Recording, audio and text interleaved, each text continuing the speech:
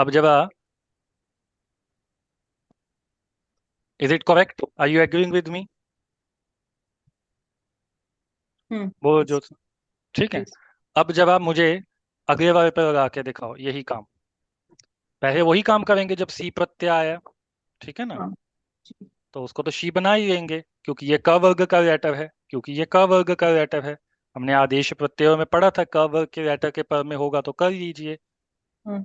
तो अब हमारे पास अब लगेगा सबसे पहले खरीचा। खरीचा क्या करेगा? चाक को खरीचा फिर से लगाओ, इस पे पढ़ो एक बार। खरीचा क्या करता है? वर्ग के प्रथम अक्षर में बना देता है। चाक का प्रथम अक्षर क्या होगा ज्योत्सना? क। रस। क हो जाएगा। फालतू। क हो जाएगा चाखक का, है कि नहीं? हाँ। Are you agreeing with me कि नहीं? Yes yes. तो अब इसको जोड़ दो, जोड़ो इनको। ये भी चाकक्षी ही बनेगा। बन गया आपका। अब जरा आगे भी चलो, तो जरा इसी तरह क्या क्या बनने वाला है, सब जगह क्या बनेगा फाइनली, अब तुम इमेजिन कर सकती हो।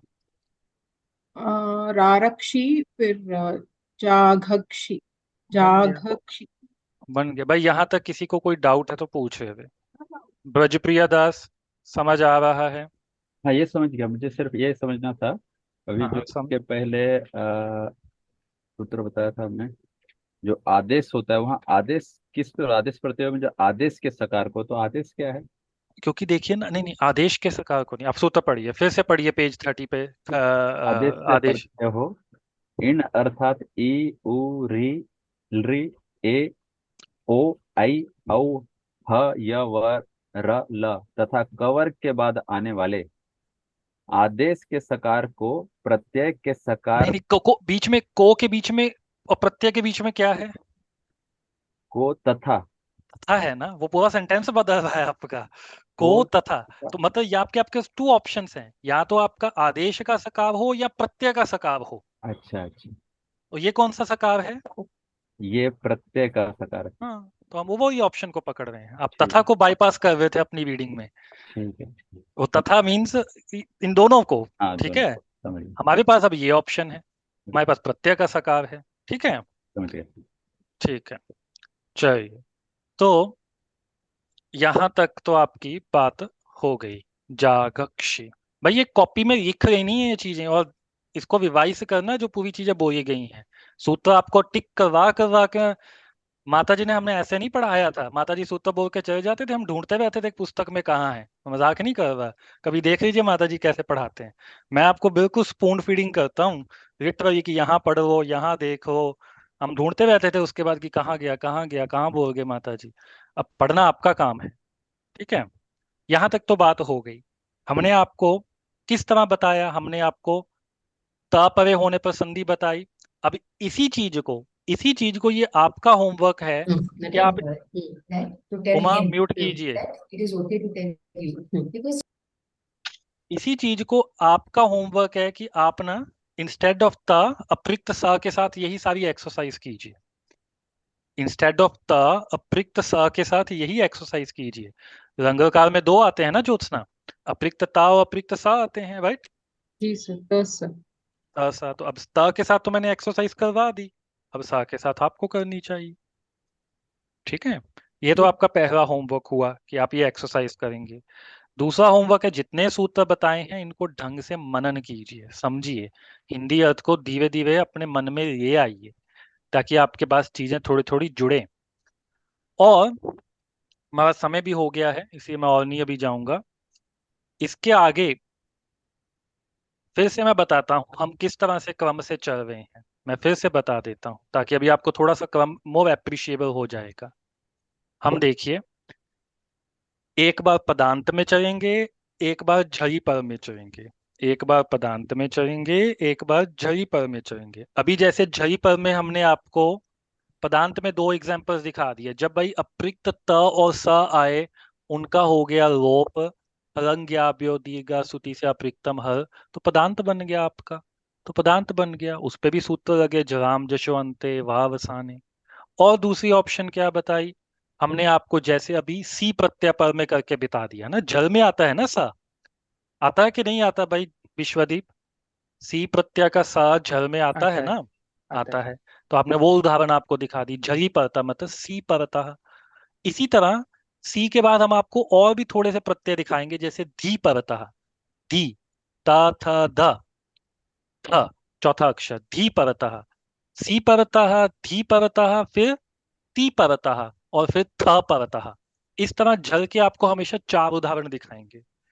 फिर से झली के चार उदाहरण हर बारी किए जाएंगे, सी परतः, धी परतः, और कौन से हैं आपका, ती परतः, और कौन सा है आपका, नहीं, सी परतः, धी परतः, हाँ, उसके बाद हम आपको सी धी, धी के बाद आपको ती परतः और था परतः, इसी क्रम में आपको पूरे झई के चार चार उदाहरण देंगे हर वर्ग के साथ।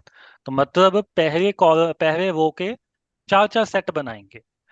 ये बात समझ आ रही है धीरे धीरे कि नहीं, किस तरह से हम चला रहे हैं संधि को? तो मतलब फिर से देखो, हमने सबसे पहले अप्रिक्त त सा को रखा, उससे पद बन गया इमीडिएटली। तो पदांत के दो एग्जांपल्स, एक बार त का रोको, एक बार स का रोको। फिर उसके बाद हमने सी को रखा, सी आपका झल में आ गया। और उसके बाद हमने आपको इसी तरह आगे चलेंगे, ही का धी बन जाता है, इसके उदाहरण दिखाएंगे। उसके बाद ती के दिखाएंगे, फिर आपको लास्ट में थ के दिखाएंगे। पूछो अब जो पूछना है, समय हो गया वैसे। भैया पूछना था कि जब हम त लगा रहे हैं अपृक्त त, तो वो भी तो झल ही है। झली है पर तो उसका वो लोप हो जाता है ना, तो पदांत इमीडिएटली बन जाता है, तो फिर संधि करने का कार्य नहीं मिल पाता ना आपको। अच्छा, इसलिए हम उसे पदांत की कैटेगरी में अलग से हाँ, रख रहे हैं क्योंकि उसमें हाँ, कार्य नहीं होता। हाँ, मतलब वर्ण वाला कार्य नहीं होगा ना, पद हाँ, वाले वर्ण कार्य वाला तो कार्य। होंगे। हाँ। हाँ हाँ, वो राजेश पटवर्धन जी, आपको समझ आया स्ट्रक्चर जो हम बता रहे हैं, हाँ जी। है ना? तो आप इमेजिन कर सकते हैं, हम जब ट वर्ग में जाएंगे इसी तरह जाएंगे। पहले ट वर्ग के दो एक सेट कट करेंगे पदांत के, एक बार अप्रिक्त त, एक बार अप्रिक्त सा। उसके बाद चार सेट करेंगे झली के, और झली में कौन कौन से लेंगे, सी प्रत्यय, धी प्रत्यय, और फिर लेंगे हम आपका ती प्रत्यय और थ प्रत्यय। इसी तरह फिर आगे चलेंगे त वर्ग में भी इसी तरह पदांत और झरी परता, फिर पा वर्ग में पदांत और झरी परता, पदांत के दो सेट्स और झरी के चार सेट्स। बोलो बोलो विश्वदेव। झल के अलावा बाद में कोई प्रत्यय आएंगे ही नहीं, या वो सब हम वो पदांत में ही वो काउंट हो जाएंगे? नहीं मिलने वाले। अच्छा, झली में सिर्फ चार ही प्रत्यय आएंगे ना, उसके अलावा कुछ नहीं आते ना? आएंगे, और भी आएंगे। हमने चार के आपको एग्जाम्पल दिखा दिया, अब कोई भी झल आवे आप ओह। उसमें से राइट सूत्र लगाइए, कोई भी आवे। हमने तो आपको एग्जाम्पल ही चार दिखा दिए कि ताकि आपकी प्रैक्टिस हो जाए। मुझे लगा यही बस चार ही होते हैं। नहीं। नहीं, इतना आसान नहीं है ये पानी। तिगंत के चार है। ये तिगंत के चार, सुबंत में और भी आएंगे। हाँ। मतलब झल में कोई भी लेटर आ जाए, यही सूत्र आपको अब ध्यान से लगाने हैं, एक बार सूत्र समझिए फिर उनको लगाते जाना है। ठीक है, प्रज्ञा समझ आ रही है system of scheme of things? जी, मुझे वो उसमें आदेश प्रत्ययों में हाँ बोलो फिर, पूछो, खुद पूछो, हाँ बोलो।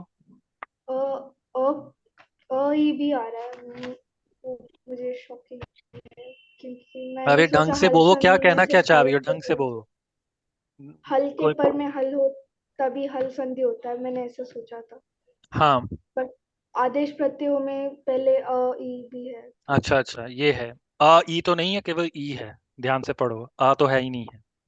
ओ ठीक सॉरी, है, ई यू जी जी ठीक, अब ये क्यों हो रहा है जी वो बताएंगे, कोई बात नहीं।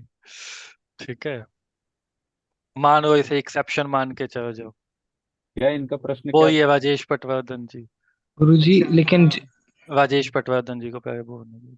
हाँ बोलिए। ये सीक्वेंस ऑफ ऑपरेशन, अगर आप थोड़ा उस पे कभी एक्सप्लेनेशन दे सकें तो हमारी प्रक्रिया समझने में आसानी होगी।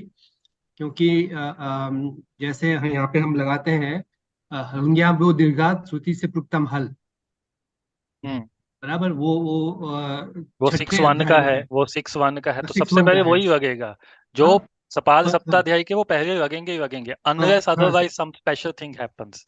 करेक्ट, वो that is what my understanding is. पर जब हम विसर्ग का उद्भव करते हैं, हाँ, वो जैसे अभी दीप बोला तब भी हाँ। था, वो स्पेशल केसेस बनते हैं। वो स्पेशल केसेस बनते हैं, वो लिटरली स्पेशल केस बनता है। अच्छा, तो बाय एंड लार्ज पहले सपाद सप्ताध्यायी पहले लगेगी, फिर और त्रिपादी। और और त्रिपादी के अंदर भी उसकी सीक्वेंस आराम से जाएगी, पहले 8-2 के, फिर 8-3 के। Unless otherwise concept, unless otherwise का भी मैं बता देता हूँ, अब इसको आप मनन करते जाइएगा। हम्म, उसको सिंपल कॉन्सेप्ट कहेंगे कि भाई उसके बिना सूत्र व्यर्थ हो जाएगा। अगर आप वो स्पेशल काम नहीं करेंगे ना, उत्तर वाला इधर उधर, तो सूत्र व्यर्थ हो जाएगा, सूत्र लग ही नहीं पाएगा। ठीक है। वो अच्छा जो तो विधान किया है वो विधान व्यर्थ हो जाता है। वही एक अच्छा लॉजिक देते हैं।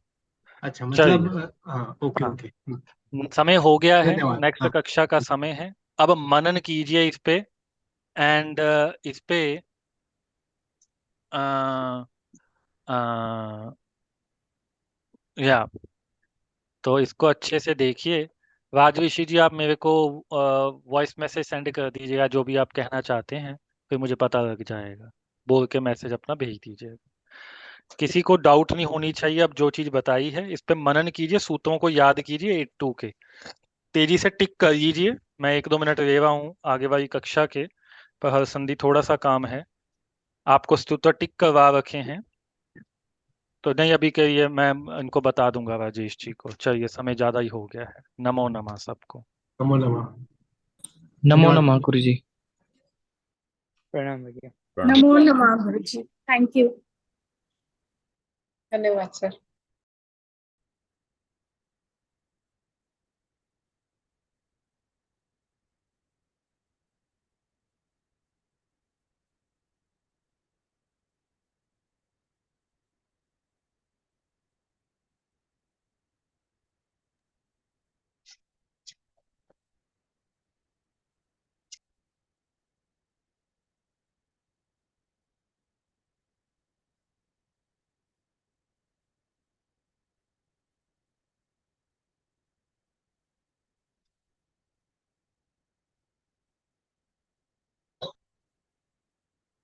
नहीं तो हम कर लेंगे।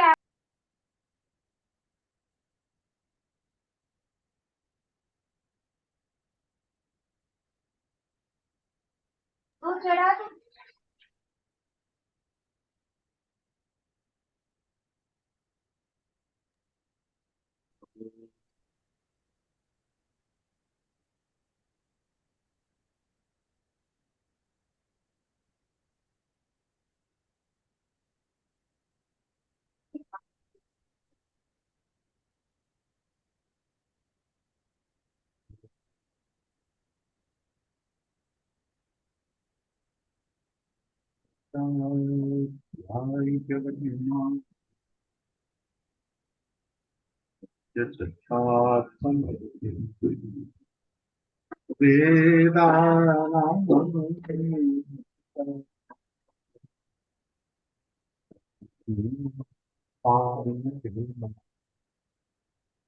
सदा शिव समारंभा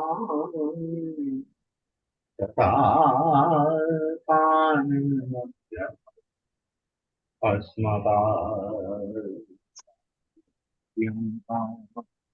वंदे परम परा। जय श्री कृष्ण। प्रणाम आप सभी को। जी आचार्य जी। नमस्ते। जय श्री कृष्ण, प्रणाम। आज पद्यत की कक्षा हुई थी, किंतु वह कक्षा आचार्य विष्णुकांत जी ने दी थी, और उनका जो व्यक्तित्व था, वक्तव्य, वो बहुत ही विद्वतापूर्ण और just a level higher to us.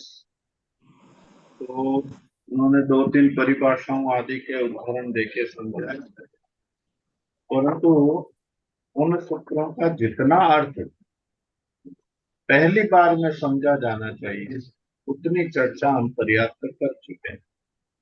तो उससे आगे प्रक्रिया की बात नहीं हुई थी। दो बातें आज चर्चा उन्होंने की थी। समर्था नाम प्रथमात् वा, तो समर्थ पद विधि कहने के बाद यहाँ समर्थ क्यों कहा, और जब इसके ऊपर सूत्र में अन्य तरह से आम की अनुभूति आ रही है तो फिर यहाँ बात क्यों?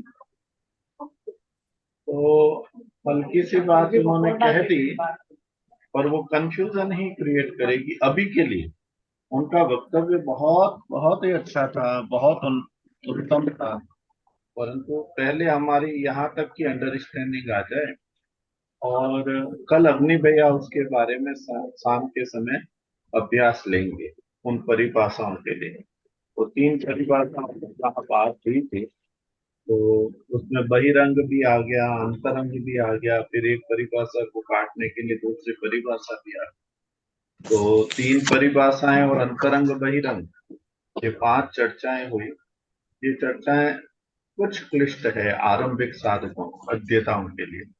तो जी इसके बारे में कल कल अग्नि भैया चर्चा करेंगे। तो आगे की बात होगी तब हम तद्धित करेंगे समास प्रकरण में, क्योंकि कल आपके पास थोड़ा अवकाश रहेगा। तो आज हम एक छोटा सा नया बिंदु आरंभ कर देंगे, उसका पाठ करेंगे। ठीक है जी। कृत्य योगा षष्ठी, ये महत्वपूर्ण पाठ है। अभी हमने 4 सूत्र इसके पहले किए हैं जी। वह 4 सूत्र आप लोगों के अच्छे हो ही गए होंगे। हमने किए थे ज्ञो विदग्धस्य करणे अधिकार्थ दयेशाम कर्मणि क्रिया प्रतियत्ने, और फिर रुचार्थानाम भाव वचनानाम ज्वरे। ठीक है। आशीषी नाथ भी हमने कुछ किया था ना, आशीषी नाथ, इसको देखा था क्या? जी जी किया था हमने। आशी अर्थ किया था हमने। जी जी। हाँ, चलो, अभी मैं थोड़ा सा इसको छोड़ के इसी को करेंगे अपन, है ना। तो कल आप लोग थोड़ा ये भूमिका बन जाए कृत्य योगा षष्ठी। आज हम पाठ करने वाले हैं। आप लोग ध्यान से अपनी पुस्तक निकालिए, पृष्ठ संख्या 180 निकालिए।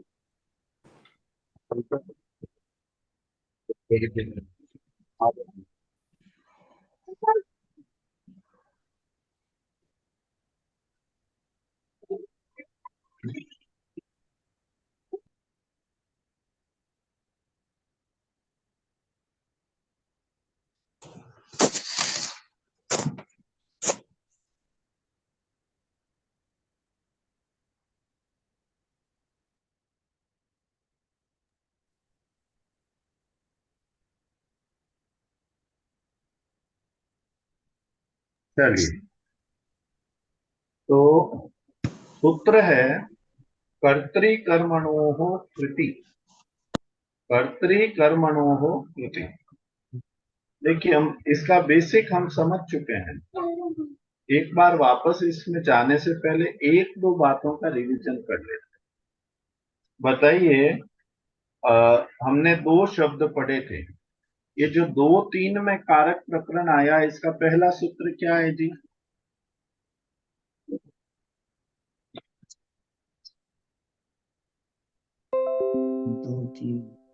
वही वो अनभिहित है ना। हाँ जी, तुरंत आना चाहिए जी। ये जो 2-3 में पूरा विभक्ति पाद कहा है, ये विभक्ति पाद किसके लिए कहा है? द्वितीया से सप्तमी के लिए कहा है। प्रथमा के लिए कुछ कहा है क्या उसने? कुछ नहीं कहा है। तो क्यों नहीं कहा है? तो उन्होंने कह दिया उक्ते, उक्ते प्रथमा। तो वहां अर्थवत धातु नहीं है, क्या आ गया वहां पर?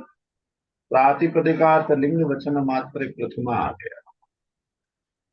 तो उक्ते, उक्ते, उक्त में क्या होती है? अभिहित प्रथमा। तो यदि किसी अन्य प्रत्यय से कर्ता, कर्म अथवा कोई भी कर्तृत्व शक्ति, कारक शक्ति का कारक शक्ति व्यक्त हो गई, तो उसे हम कहते हैं अभिहित। और अभिहित में केवल प्रथमा होती है। इसका मतलब यदि कहीं कर्तरी प्रयोग है तो वहां पर कर्ता में क्या होगी? द्वितीया प्रथमा होगी। कर्तरी में कर्ता की प्रथमा होगी।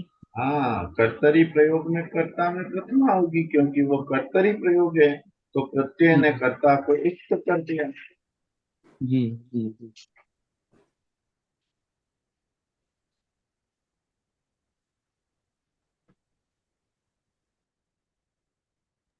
अब कर्मणि प्रयोग है, वहां पर कर्म में क्या होगी? कर्म में प्रथमा होगी कर्मणि प्रयोग में। हाँ, तो देखिए पहला जो कर्ता और कर्म के हमने प्रयोग देखे, जहां पर कर्ता और कर्म को प्रत्यय ने उक्त कर दिया, वहां पर उसमें क्या होती है? प्रथमा होती है। प्रथमा। अब दूसरी बात, यदि अनुक्त है कर्म तो अनुक्ते कर्मणि, अनुक्ते कर्मणि, तृतीया ना। अरे द्वितीया जी, कर्मणि। अनुक्ते सॉरी कर्मणि, अनुक्ते कर्मणि द्वितीया। तो जहां पर कर्म अनुक्त है तो वहां पर द्वितीया होती है। हम्म। अब बताइए अनुक्त कर्तरी, कर्तुकर्णयोः तृतीया। तृतीया हो जाएगी। हम्म। तो हमने दो स्थितियां देख ली, जहां पर पहले किसी प्रत्यय ने अपने अर्थ को प्रकट करते हुए कर्ता को कह दिया है, तो ऐसे कहे हुए कर्ता को अभिहित कर्ता कहते हैं, उसमें प्रथमा हो जाएगी। यदि किसी प्रत्यय ने कर्म को उक्त कर दिया है तो उसमें अभिहित कर्मणि प्रथमा हो जाएगी। परंतु यदि कर्म अनुक्त है तो अनुक्त कर्मणि द्वितीया हो द्वितीया हो जाएगी। जाएगी। और यदि कर्ता अनुक्त है तो कर्तरी कर्णयोः तृतीया तृतीया हो हो जाएगी। जाएगी। हाँ तो जी। सामान्य नियम ये हुआ कि अनुक्त कर्म में द्वितीया होती है, अनुक्त कर्ता में तृतीया होती है। हम्म। अब देखिए इन दोनों स्थितियों को याद करके इस सूत्र में प्रवेश किया। अब ये कृत योगा षष्ठी है और सूत्र क्या आया? कर्तृ। कर्तृ मतलब कौन सा कारक हो गया? कर्तृ कौन सा कारक हुआ? कर्तृ करता हुआ। करता हुआ जी। और कर्मणोः, कर्तृ कर्मणोः, कर्मणो मतलब तो द्विवचन हुआ। कर्म कारक हो गया। हम्म। तो कर्ता और कर्म, अब उसके साथ में कर्म कृति, कृति कह दिया तो मतलब क्या हो गया? कृत का मतलब कौन सा प्रत्यय हो गया? उदंत। कृत प्रत्यय। कृदंत, कृत कृत प्रत्यय। का मतलब कृत। तो जब कृदंत के योग में कोई कृदंत हो और उसके योग में कौन बैठा हो? अनुक्त कर्ता और अनुक्त कर्म बैठा हो, तो आप कहेंगे बाय डिफॉल्ट तो यहाँ द्वितीय और तृतीया प्राप्त हो रही है, परंतु चूंकि ये कृत के योग में हुआ है इसलिए इसमें षष्ठी हो जाएगी। ये इस सूत्र का सामान्य अर्थ है। क्या कहा हमने? उक्त कर्ता और उक्त कर्म में प्रथमा होती है, अनुक्त कर्ता और अनुक्त कर्म में द्वितीया और तृतीया होती है। परंतु यही अनुक्त कर्ता और कर्म कृत प्रत्यय के साथ आ जाए, कोई कृदंत के साथ आ जाए, तो उसमें क्या होती है जी? षष्ठी होती है। तो ये सूत्र क्या हो गया? कर्तृ कर्मणोः कृति और शेषे षष्ठी का तो प्रकरण चल रहा है। ठीक है, अब इसको समझते हैं। अपना बेस वर्क तैयार हो गया ना? इससे इतनी तक की बात समझ में आ रही है ना? जी जी। जी जी। जो आचार्य जी आप ये उक्त और अनुक्त का जो बेस है वो आपने आज स्पष्ट कर दिया। हमने इस पे बहुत चर्चा की नारायण जी सर, हाँ और जी बहुत जी बार। हाँ, पर जी संजोग ऐसा हुआ कि आप शायद थोड़े विलंब से जुड़े होंगे। हमने इसकी बहुत चर्चा की, जी जी क्योंकि जी। माता जी कहते हैं, माता जी ऐसा कहते हैं, दो तीन बातें नहीं समझ में आए तो कारक में प्रवेश मत करो। हाँ उक्त और अनुक्त, उक्त हाँ और अनुक्त, जी विवक्षा और अविवक्षा, जी ये बातें नहीं समझ में आए तो कारक में प्रवेश करो। ये माता जी का कथन है और माता जी ने उस दृष्टि से ही कारक प्रकरण को लिखा। जी ठीक है जी, जी आइए अब अपन पाठ में चलते हैं। कर्तृ कर्मणोः कृति। जी। तो क्या कहा? कृदंत, कृदंत शक्ति ग्रह मात्र से प्रयोज्य जो उपस्थित ज्ञान, उसकी विषय भूता जो क्रिया, उस क्रिया का जो अनुक्त कर्ता और कर्म, उसमें षष्ठी विभक्ति होती है। इसमें ये जो ऐसी शब्दावली लिख देते हैं ना, इससे कंफ्यूज नहीं होना चाहिए। ये शास्त्रीय तरीका है लिखने का, ऐसे ही लिखेंगे वो, पर आगे सरल हो जाता है। इसलिए ऐसा वाक्य पढ़ते ही कि अरे ये तो क्लिष्ट है, ऐसा बिल्कुल नहीं सोचना चाहिए। ये बहुत सरल ही होता है। जैसे देखिए, हमने समर्था नाम प्रथमा द्वा में क्या कहा, ये सुबंत से होता है तद्धित प्रत्यय को। फिर हमने क्या वाक्य बोला, समर्थ सुबंत की प्रकृति से होता है। जी। तो शुरू में लग सकता है ये ऐसा घुमा के क्यों कहते हैं जी, सीधा ही कह देते प्रातिपदिक से होता है। नहीं, वो प्रातिपदिक से नहीं होता है, वो समर्थ सुबंत की प्रकृति जो प्रातिपदिक है उससे होता है। अगर उसमें सुबंत नहीं लगा होता तो वो होता ही नहीं थी, क्योंकि उसमें सामर्थ्य नहीं आता। तो अब हमने समझ लिया तो वाक्य सरल हो गया। तो वैसे ही अभी ये समझ में आ जाएगा तब सरल हो जाएगा, और आपके तो समझ में आ ही चुका है पहले से। इस सूत्र में पुनः कर्म ग्रहण करने से शेषे की निवृत्ति हो गई। अब ये क्यों कहा जी कि पुनः कर्म ग्रहण किया, ये 65 नंबर का सूत्र है। अष्टाध्याय खोलिए जी और निकालिए 2, 3, 65। एक एक शब्द समझना है इसमें, ठीक है जी। तो क्या कहता है, 2, 3, 65 निकाल लीजिए। इन्होंने ऐसा क्यों कहा कि कर्म के पुनः ग्रहण से, तो 2, 3, 65 है कर्तृकर्मणो हो कृति। अब इससे पहले कर्म कहाँ आया है, तो आप देखिए हमने जितने भी सूत्र पढ़े इससे पहले, उसमें कर्म की अनुवृत्ति ली थी। तो कर्म की अनुवृत्ति कहाँ से आ रही है जी, बताइए। हमने पढ़ रखा है वो सूत्र, देखिए न्यो विदर्थस्य करणे, हमने पहला सूत्र पढ़ा था।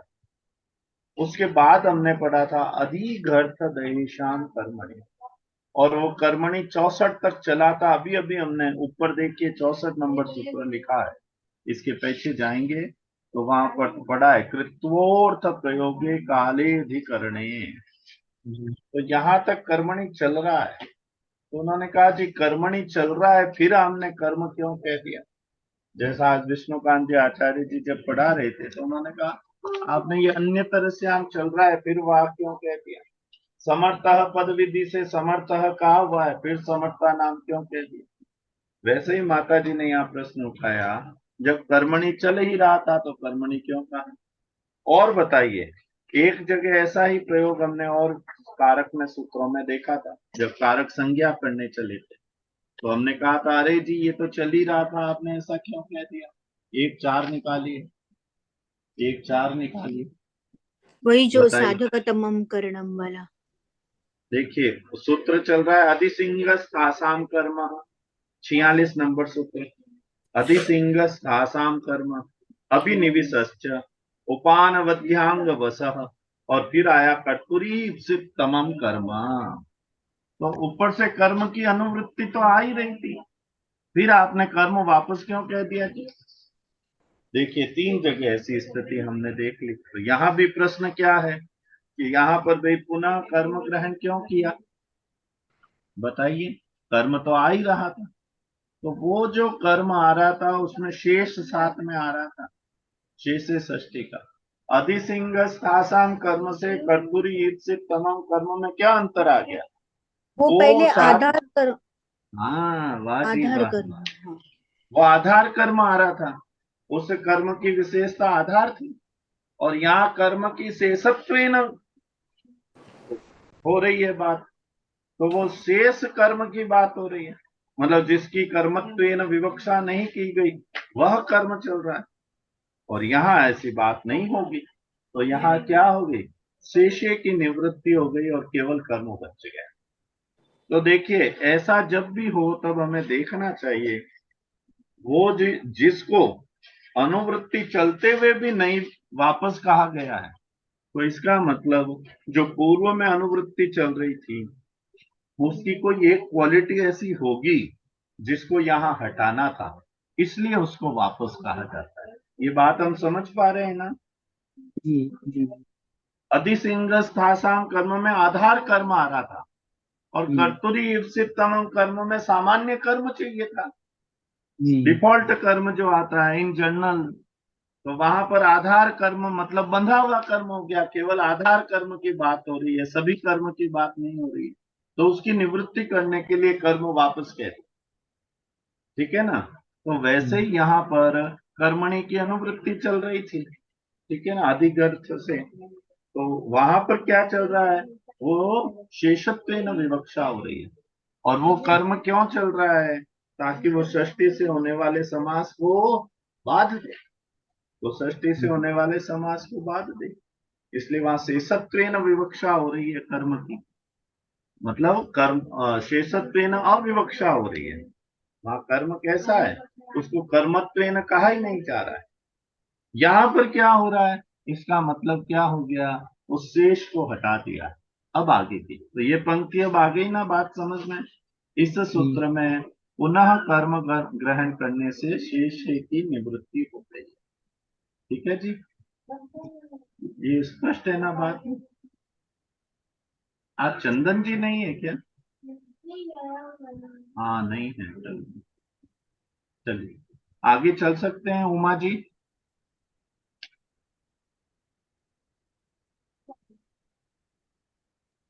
मुझे थोड़ा समझ में आया अनिल जी, पूरा पूरा नहीं, लेकिन आप आगे आगे चलिएगा। ये पर ऐसे नहीं होगा, वापस समझते हैं उमा जी इस बार। देखिए, जो अपने को समझ में आ चुका हो ना, उसको पहले पकड़ लीजिए।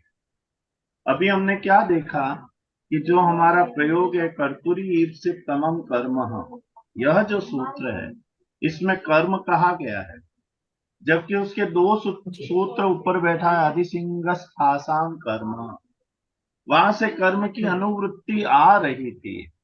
तो वो प्रश्न करते हैं जी, फिर कर्तुरी ईप्सित तमम यह सूत्र बना देते तो कर्म की अनुवृत्ति तो हम पढ़ ही लेते। तो आपने वापस क्यों कह दिया? क्योंकि पाणिनि भगवान तो हाँ, ये आदि मुझे मात्रा समझ में की। आया अनिल जी, हाँ, ये इसी समझ को में आया, पकड़े। वहां से आधार का है। हाँ, वो आज हाँ, समझ तो में आया मुझे। वो लेकिन आधार आप कहाँ उसके से बाद लाए? जो कह रहे हैं ना, वो आधारो आधार का, अधिकरणम से। हाँ वहां से आधार की आधारो अनुवृत्ति। अधिकरणम से आधार का। हाँ जी। तो वहां जो कर्म है वो आधार कर्म है, वो कर्म की क्वालिटी क्या है, आधार कर्म है।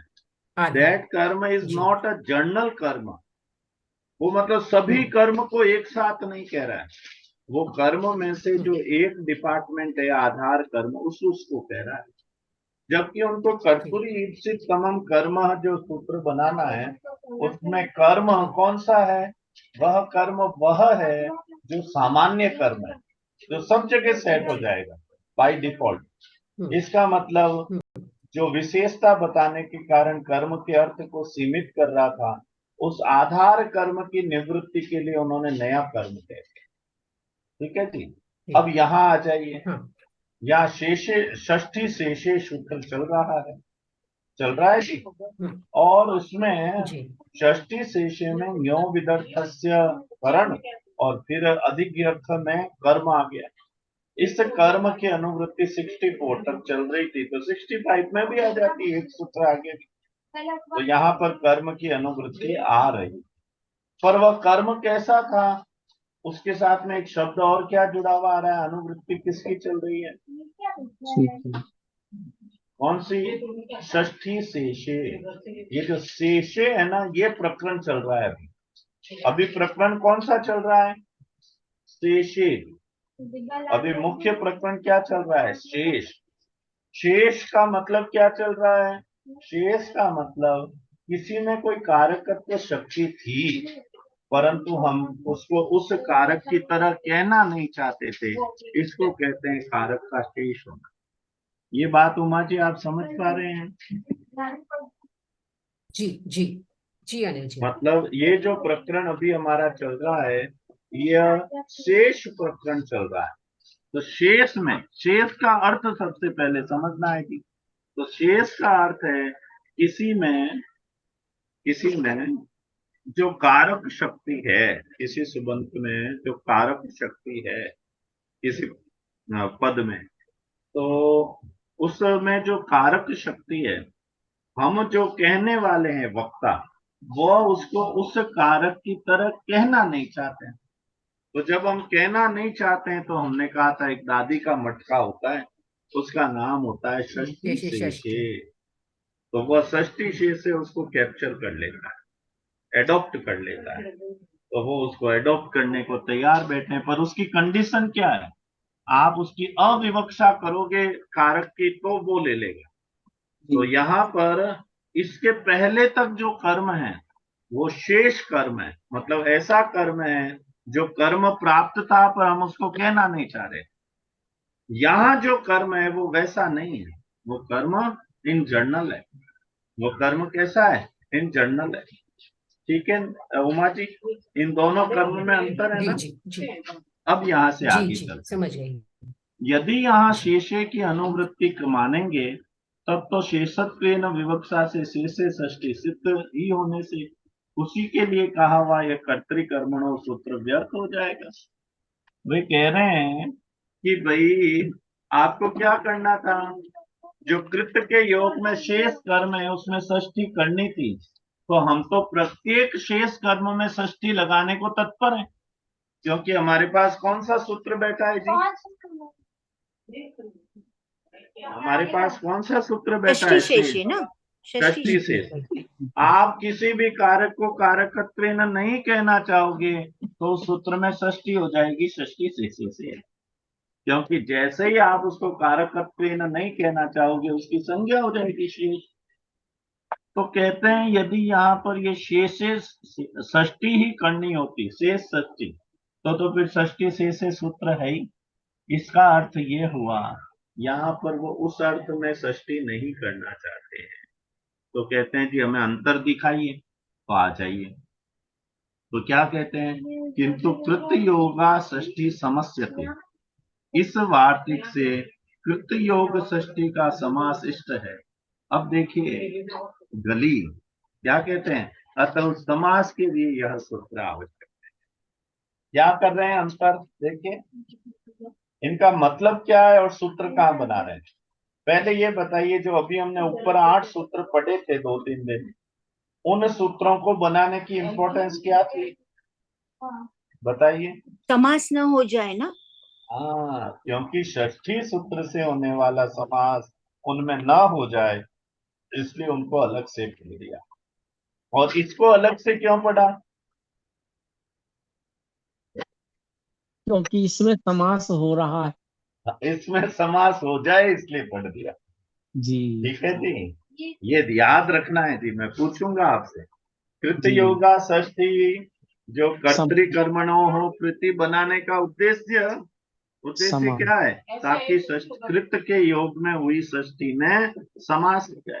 हो जाए। जी और शेषे षष्ठी के बाद 8 सूत्र अलग से बनाने का मतलब कि समास न वहां, हो जाए समास इसलिए। शेषे से समास न हो जाए, हाँ षष्ठी से, नीता जी षष्ठी से, षष्ठी, हाँ हाँ। क्षम्यताम, षष्ठी से समास न हो जाए। चलिए आगे पढ़ते हैं। अनुक्त कर्ता में षष्ठी, कृष्णस्य कृति ही, कृष्णस्य कृति ही, तो क्री में कौन सा प्रत्यय लगा है यहाँ पर, क्री धातु है, कृति ही, तो 3 प्रत्यय भाव अर्थ में हुआ है। अतः अनुक्त कर्ता कृष्ण में इस सूत्र से षष्ठी हुई। देखिए ध्यान, कृष्णस्य कृति ही, यहाँ पर जो कृति है, जो कृति है, कृति मतलब क्या होता है कि कार्य ना, एक्ट, मतलब कोई कृति मतलब कोई ग्रंथ विशेष रचना कृति। ये भी कृति है, रचना, रचना बहुत अच्छी बात है, मतलब उसके द्वारा की हुई, उसके द्वारा की हुई, बनाई हुई वो बात जब आती है तो देखिए कृति तो कृष्ण, प्रोसीजर को भी बोलते हैं ना, हाँ कुछ करना बिल्कुल, उसको भी कृति बोलते हैं। हाँ किया हुआ होता है ना, किया हुआ प्रोसीजर, यस। कृति ही, रचना ये ज्यादा प्रचलित अर्थ है। कोई कोई कलाकृति बनाता है ना, कलाकृति, वहां भी इसका प्रयोग करते हैं। ठीक है जी। अब वो कह रहे हैं ये जो कृति है इसमें कौन सा प्रत्यय लगा है? तिन। तिन है कृत प्रत्यय। तो बताइए कृति मतलब कृदंत हो गया ना, कृदंत जी हो गया। और हाँ इस कृदंत से कृष्ण नामक कर्ता अनुक्त है, क्योंकि ये तीन प्रत्यय तो किस में हुआ है? भाव अर्थ में हुआ है। ठीक है जी। तो अनुक्त कर्ता में बाय डिफॉल्ट क्या होना चाहिए था? बाय डिफॉल्ट क्या होना चाहिए आपका अनुक्त कर्ता में? तृतीया तृतीय होनी सूत्र चाहिए थी। कर्तृकर्मणयो तृतीया होनी चाहिए। कर्तुकर्मणयोः तृतीया। यहाँ उसको बाद करके क्या हो गई? षष्ठी हो गई। षष्ठी हुई है। कौन से सूत्र से हो गई? षष्ठी से कर्तुकर्मण अरे नहीं, नहीं, हाँ अरे सॉरी सॉरी हाँ कर्तुकर्मणयोः होती है।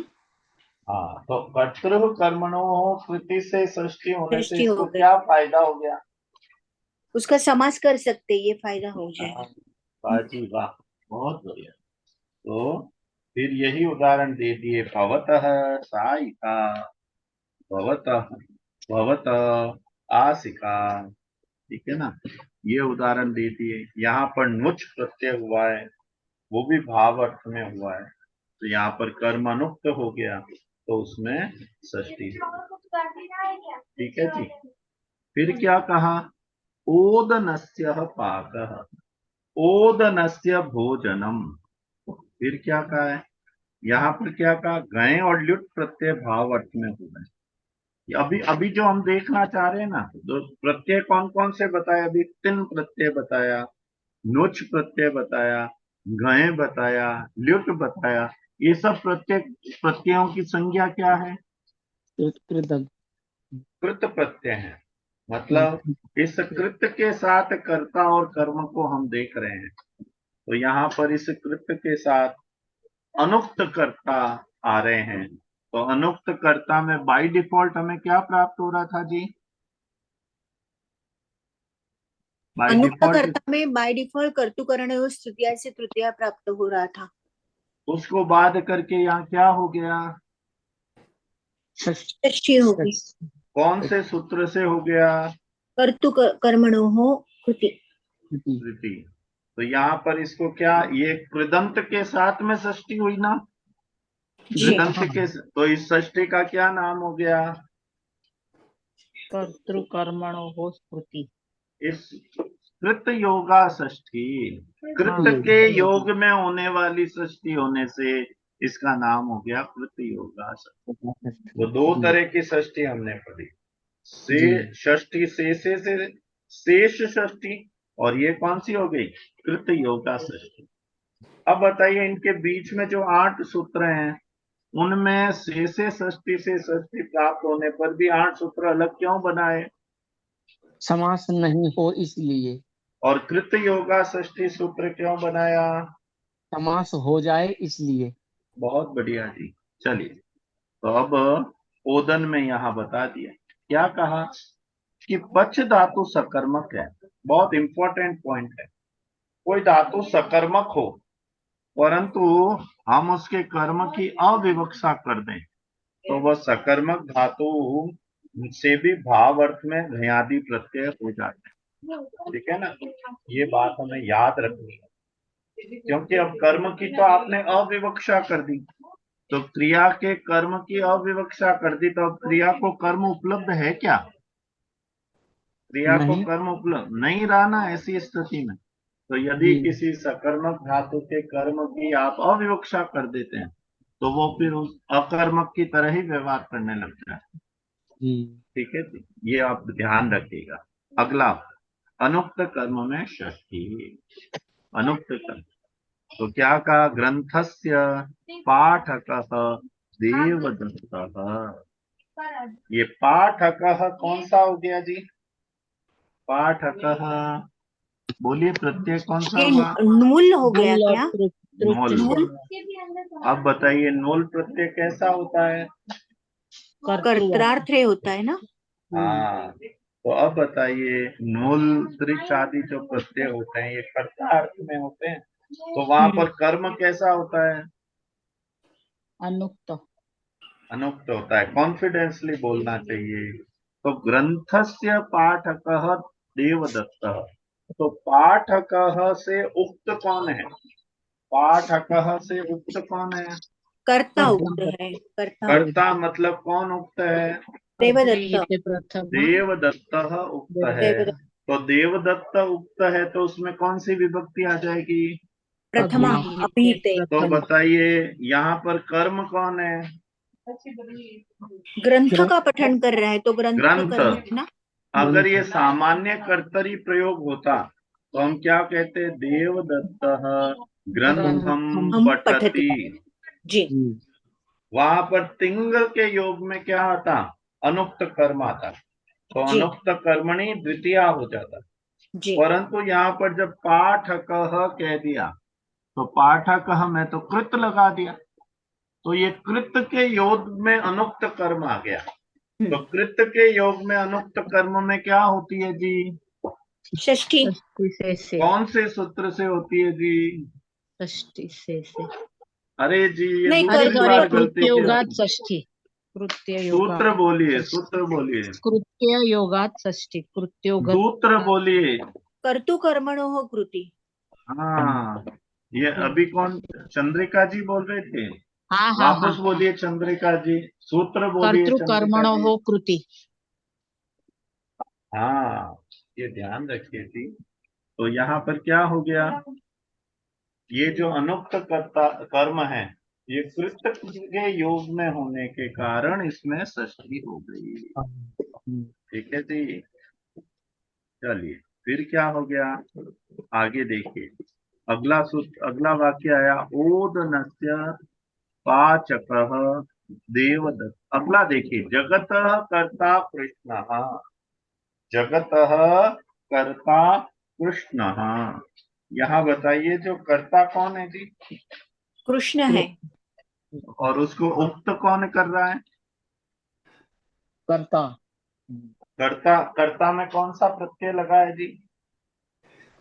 क्रू और त्रुच है बुल क्या वो? कर्ता। क्रू का क्रू त्रुच है? क्रू के साथ बुल प्रत्यय तो कर्ता हुआ। तो ये तो कर्तरी होना चाहिए था, त्रुच है तो फिर कर्तरी से कर्ता कैसे हो गया जी? ये